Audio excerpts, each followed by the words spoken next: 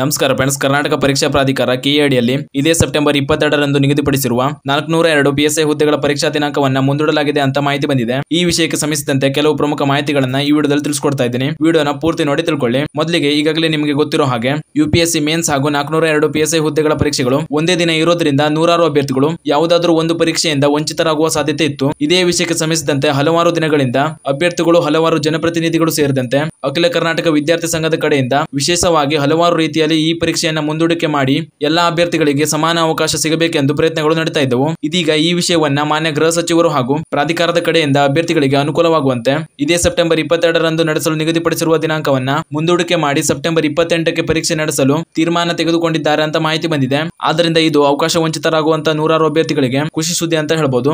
ಈ ಬಗ್ಗೆ ಕೆಎ ಕಡೆಯಿಂದ ಸದ್ಯದಲ್ಲೇ ಅಧಿಕೃತ ಮಾಹಿತಿ ಕೂಡ ಬರಲಿದೆ, ವೇಟ್ ಮಾಡಿ. ಇದಿಷ್ಟು ಈ ನೇಮಕಾತಿಗೆ ಸಂಬಂಧಿಸಿದಂತೆ ಇಂದು ಬಂದಿರುವಂತಹ ಕೆಲವು ಪ್ರಮುಖ ಮಾಹಿತಿಗಳಾಗಿತ್ತು. ಇದೇ ರೀತಿ ಮುಂಬರುವಂತಹ ಮಾಹಿತಿಗಳಿಗಾಗಿ ಚಾನೆಲ್ನ ಸಬ್ಸ್ಕ್ರೈಬ್ ಮಾಡಿ ಅಂತ ಹೇಳ್ತಾ ಈ ವಿಡಿಯೋನ ಇಲ್ಲಿಗೆ ಮುಗಿಸ್ತಾ ಇದ್ದೀನಿ.